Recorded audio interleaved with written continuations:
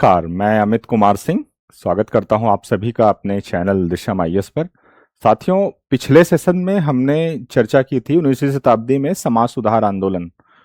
उसकी चर्चा की शुरुआत के क्रम में सबसे पहले मैंने बताया कि समाज सुधार आंदोलन भारत में शुरू होने के कारण क्या थे। कारण बताने के बाद मैंने फिर इसके जो महत्वपूर्ण संगठन थे उसकी चर्चा की शुरुआत की थी, जिसमें पहला महत्वपूर्ण संगठन मैंने ब्रह्म समाज के बारे में बताया था। इसके उद्देश्य क्या थे, इसका प्रसार कहां तक हुआ और इससे जुड़े महत्वपूर्ण नेतृत्व कौन कौन से थे।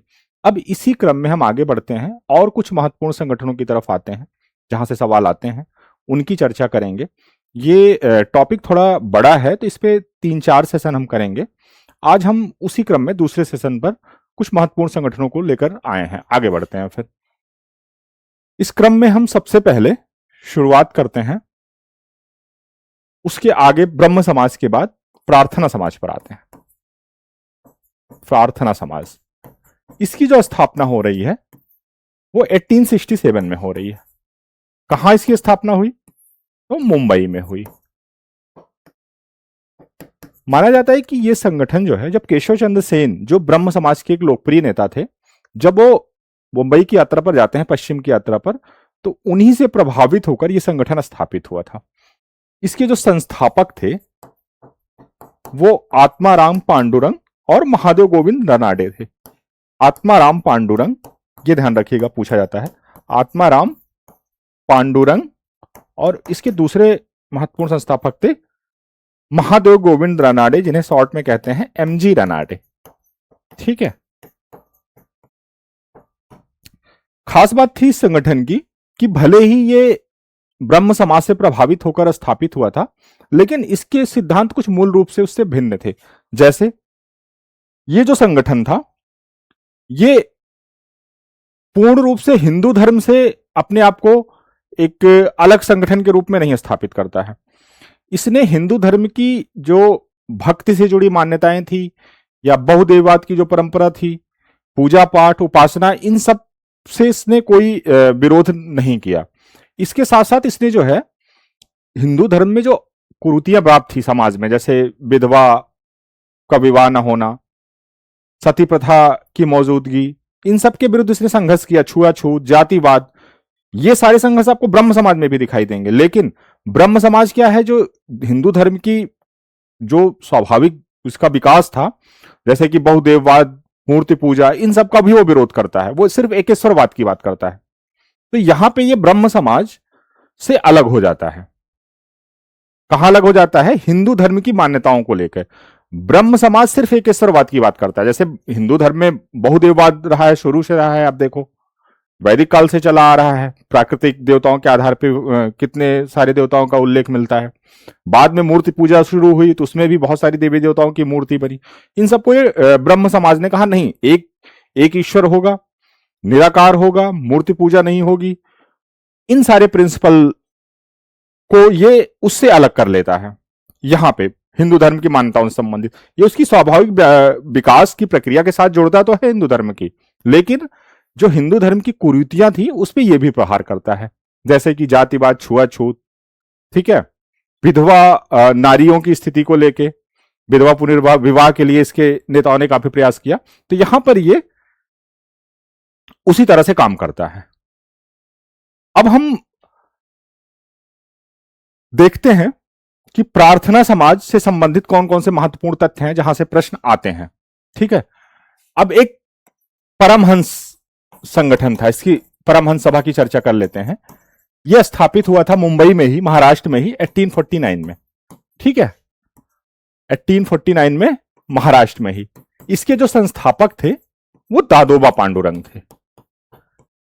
इसका भी जो उद्देश्य था वो छुआछूत, जाति, इन सब का विरोध करना था। ठीक है, छुआछूत, जाति विरोध,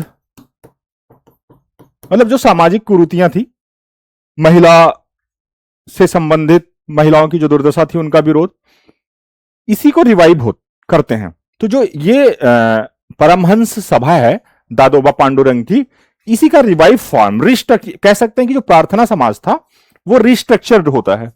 किसमें? प्रार्थना समाज में। जो ये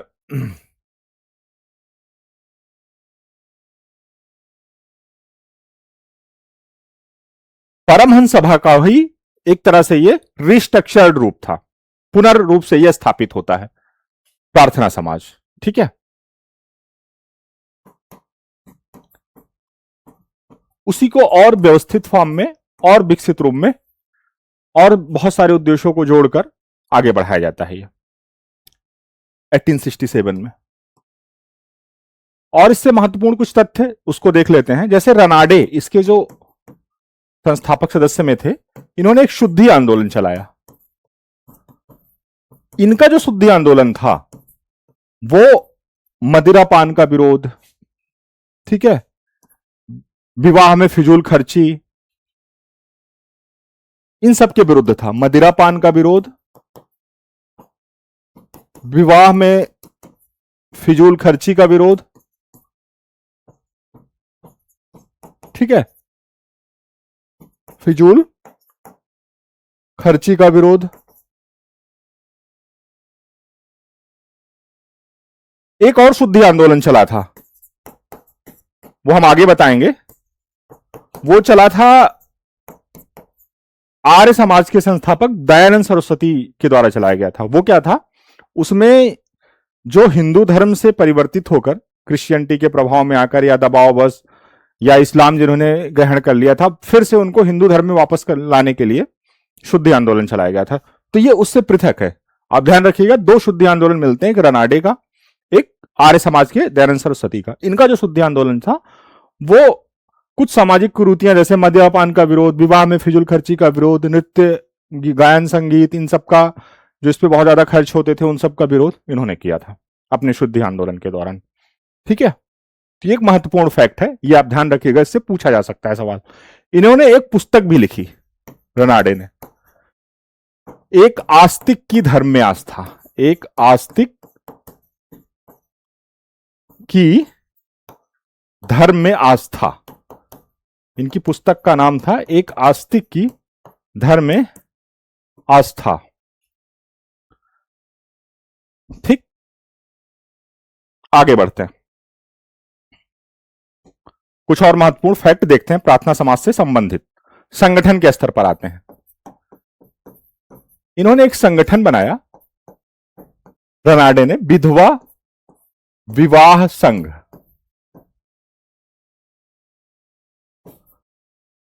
window marriage association, window marriage association. ठीक है, किसने बनाया संगठन? यह संगठन बनाया रनाडे ने, महादेव गोविंद रनाडे ने। इसके बाद इनके सहयोगी हुए, कुछ सहयोगी इनसे आके जुड़ते हैं इस संगठन से, जिसमें एक थे पंडित विष्णु परशुराम शास्त्री। एक थे इसमें पंडित विष्णु परशुराम शास्त्री, जिन्होंने महाराष्ट्र में महिलाओं के उत्थान के लिए बढ़ चढ़कर आंदोलन चलाया, खासकर उनके विधवाओं के पुनर्विवाह के लिए। दूसरे महत्वपूर्ण इसके नेता थे जो इससे जुड़े थे, धोंडे केशव कर्वे, धोंडा केशव कर्वे या डीके कर्वे। ठीक है, ये दो महत्वपूर्ण नेता इससे जुड़ते हैं इनके सहयोगियों में। पंडित विष्णु राम शास्त्री ने विडो मैरिज एसोसिएशन बनाया, विडो री मैरिज एसोसिएशन बनाया।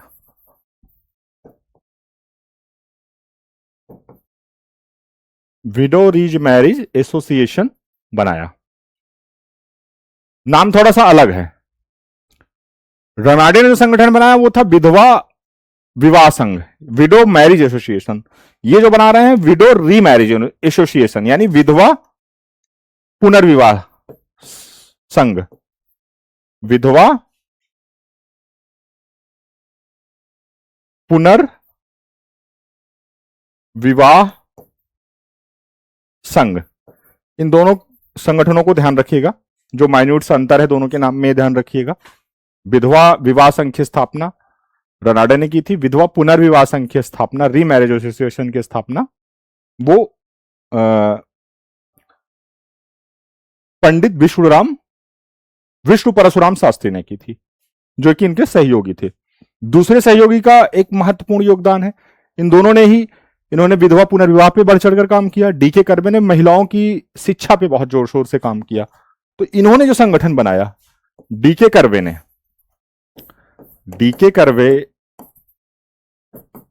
संगठन क्या है, इनका जो योगदान है वो है भारत का पहला महिला विश्वविद्यालय, जो मुंबई में स्थापना करते हैं। भारत का प्रथम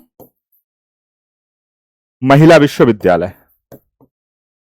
विश्वविद्यालय इन्होंने स्थापित किया। कब करते हैं ये, काफी आगे चलकर करते हैं, 1916 में।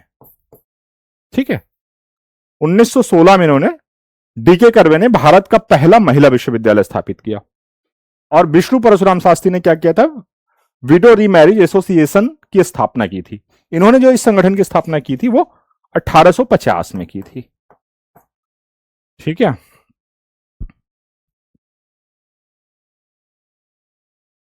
आगे बढ़ते हैं।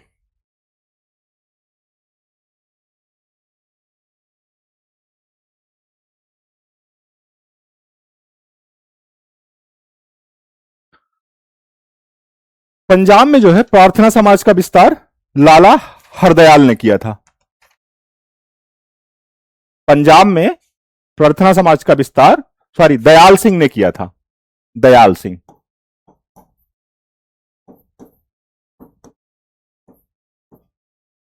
प्रार्थना समाज का विस्तार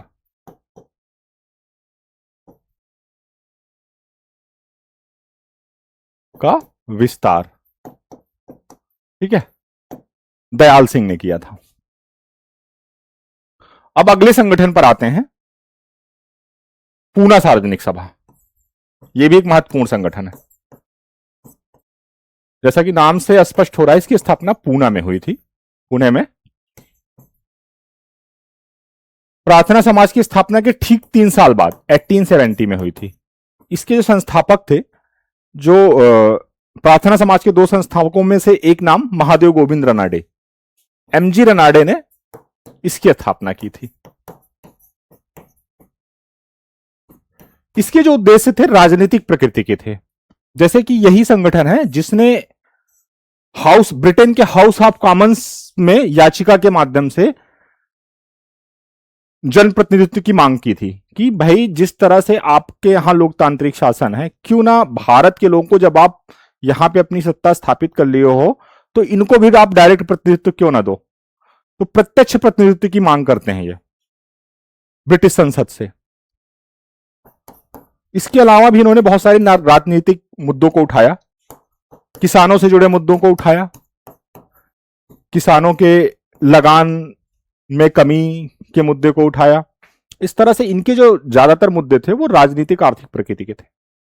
ठीक है, ये इंपॉर्टेंट है कि हाउस ऑफ कॉमन्स में प्रत्यक्ष प्रतिनिधित्व की मांग किसने की थी, तो पूना सार्वजनिक सभा ने की थी। एक और छोटा सा संगठन उसी समय निकल कर आता है, Deccan education society. Deccan education society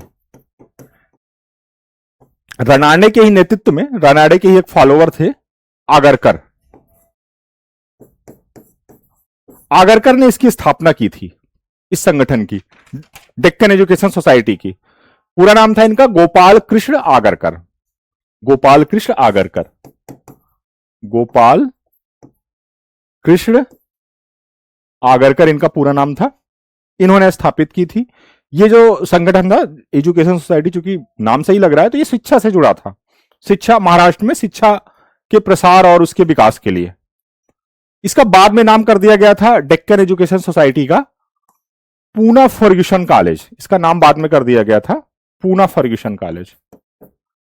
ठीक है, पूना फर्ग्यूसन कॉलेज कर दिया गया था इसका नाम बाद में। इससे जुड़े और सदस्य थे तिलक, गोखले, इसी संगठन से जुड़े थे। गोखले को जो है तिलक ने भारत का हीरा कहा था। भारत का हीरा तिलक ने ही। ठीक है, आगे बढ़ते हैं, एक और महत्वपूर्ण संगठन देखते हैं अब, वेद समाज। इसकी स्थापना मद्रास में हुई थी। कब हुई थी? तो 1864 में। किसने किया था? संस्थापक कौन थे? तो श्री धारालू नायडू थे। श्री धारालू नायडू। जिस तरह से केशव चंद्र सेन की महाराष्ट्र यात्रा के दौरान प्रार्थना समाज की स्थापना हुई, उसी तरह से जब केशव चंद्र सेन दक्षिण जाते हैं, मद्रास जाते हैं, तो फिर इस संगठन की स्थापना होती है उनके प्रचार प्रसार से प्रभावित होकर। तो एक तरह से ये भी वेद समाज भी प्रार्थना ब्रह्म समाज की ही शाखा के रूप में थी। क्लियर? तो उद्देश्य भी उसके वही थे, छुआछूत विरोधी, जाति विरोधी, लगभग उसी तरह के उद्देश्य इसके भी थे। अब एक और महत्वपूर्ण संगठन, उस पर आते हैं, यंग बंगाल आंदोलन, young Bengal movement, young Bengal आंदोलन। इसके संस्थापक कौन थे? Henry Vivian Derozio. Henry Vivian Derozio, ठीक है, इसके संस्थापक थे। इन्होंने क्या किया? ये बहुत अल्प आयु, पहली बात जान लेते हैं इनके बारे में थोड़ा सा। ये बहुत सिर्फ 22 साल ही इनकी टोटल अवस्था रही, बहुत अल्प जीवन काल रहा इनका। 1819 में पैदा हुए थे, 1831 में इनका देहांत हो गया। ये जो है, इनकी मां जो थी वो भारतीय थी, मां जो थी इनकी वो भारतीय थी, और इनके जो पिता थे वो यूरोपीय थे। पिता जो इनके थे वो यूरोपीय थे। एक तरह से ये यूरोशियाई संतान हुए, यूरोशियाई मूल के ये हुए इस तरह से। इन्होंने बंगाल में इस संगठन की स्थापना की, और बहुत ही अतिवादी संगठन था, ये रेडिकल था। रेडिकल कैसे था? तो इन्होंने पश्चिम के विजडम को, लॉजिक को, साइंटिफिक टेम्परामेंट को अपनाया तो, लेकिन ही इसके साथ साथ इन्होंने भारतीय संस्कृति, खासकर हिंदू धर्म से जुड़ी हुई जो संस्कृति है, उसको बहुत ही तिरस्कार की दृष्टि से देखा। इवन इन्होंने हिंदू देवी देवताओं का मजाक उड़ाया, उनके रीति रिवाज परंपराओं का मजाक उड़ाया, खुलकर मदिरा पान करना, पश्चिमी सभ्यता को खुलकर समर्थन देना। आप एक तरफ छुआछूत, महिला उत्थान, इन सब के लिए काम कर रहे हो, शिक्षा के लिए काम कर रहे हो, लेकिन जो आपका तरीका है, इतना ज्यादा आप एक तरह से आप घृणा दिखा रहे हो हिंदू धर्म और भारतीय संस्कृति परंपरा के प्रति। इससे क्या हुआ कि वहां का जो बंगाल का आम आवाम था वो इस संगठन से जुड़ नहीं पाया। आवाम ही नहीं, जो वहां के साहित्यकार थे, बुद्धिजीवी थे, उन सब ने भी इसको उपेक्षित किया। यहां तक कि राजा राम मोहन राय का भी समर्थन इसी वजह से इस संगठन को नहीं मिल पाता है। तो ये बहुत सफल नहीं हो पाया। फिर भी ये कह सकते हैं कि इसने जो है बंगाल में तर्क बुद्धिवाद को बढ़ावा दिया। इसका यही बस इतना नकारात्मक परिणाम है, सकारात्मक परिणाम है। बाकी इसने जो है नकारात्मक रूप से ज्यादा प्रभावित किया, भले ही ये समाज सुधार आंदोलन के रूप में आया था। तो अब हमने आज तीन चार संगठनों की छोटे छोटे चर्चा कर दी है। इससे संबंधित जो महत्वपूर्ण फैक्ट हैं वो आप लोग देख लीजिएगा। अच्छा, इससे संबंधित कुछ और संगठन में उनकी भी चर्चा कर देता हूं।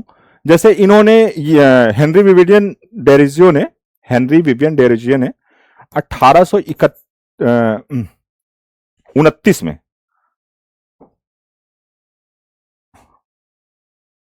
1829 या 28 में, सॉरी 1828 में इन्होंने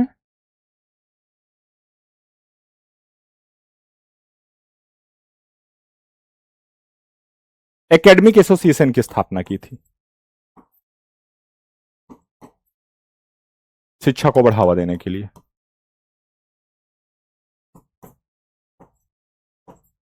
ये ध्यान रखिएगा, डेरेजियो ने की थी इसकी स्थापना। ठीक, 1831 में इनकी मृत्यु हो जाती है। 1831 में डेरेजियो की मृत्यु हो जाती है। उसके बाद जो इनके फॉलोअर्स थे, जो इनके ठीक ठाक युवाओं में इनकी लोकप्रियता थी वहां पे, जो बहुत ही अतिवादी थे, उनमें ये लोकप्रिय भी हो गए थे। इनके जो अनुयायी थे उन लोगों ने 1838 में 1838 में एक संगठन बनाया, society for the acquisition of general knowledge. Society for the acquisition of general knowledge.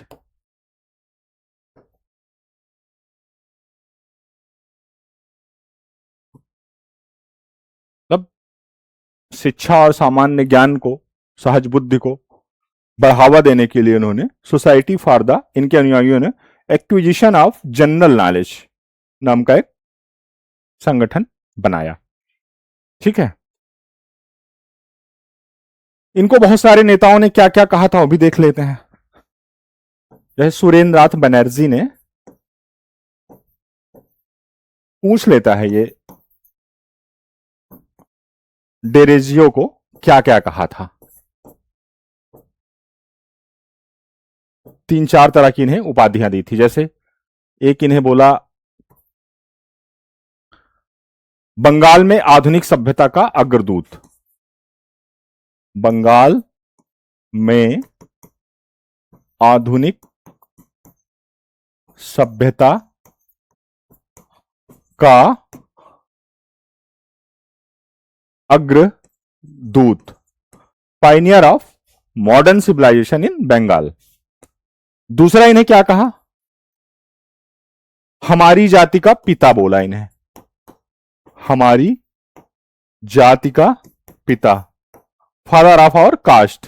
ये भी सुरेंद्रनाथ बनर्जी ने डेरेजियो को बोला, हमारी जाति का पिता। तीसरा इन्हें क्या बोला, सभ्यता का अग्रदूत, पायनियर ऑफ सिविलाइजेशन, सभ्यता का अग्रदूत बोला। चौथा क्या बोला इन्हें, इन्हें बोला प्रथम आधुनिक व्यक्ति, फर्स्ट मॉडर्न पर्सन, प्रथम आधुनिक व्यक्ति।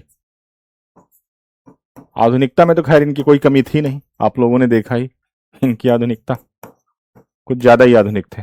प्रथम आधुनिक व्यक्ति, ये सारी उपाधियों से इनको सम्मानित भी किया। सुरेंद्रनाथ बनर्जी जैसे प्रमुख उस समय के भारतीय नेता ने बंगाल के।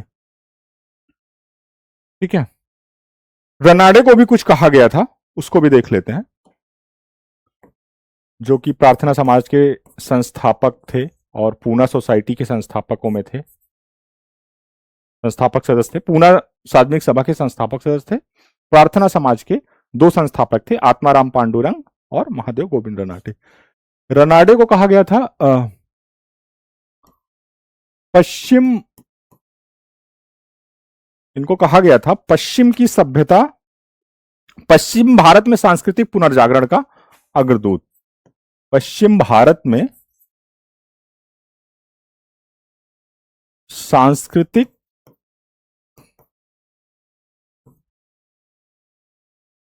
पुनर्जागरण का अग्रदूत, ये कहा गया था रनाडे को। ठीक है, तो ये रही आज की चर्चा। नेक्स्ट सेशन में हम लोग फिर से मिलेंगे, इसके आगे के प्रमुख जो संगठन है उन पे चर्चा करेंगे। आज बस इतना ही। आप लोग जो है इसको अच्छे से तैयार कर लीजिएगा, जहां से प्रश्न आते हैं, और मैं कोशिश करूंगा, बहुत लंबा गैप हो गया था, इस बार इतना गैप ना हो, मैं जल्दी जल्दी सेशन लेके आता रहूं। मिलते हैं नेक्स्ट सेशन में, धन्यवाद।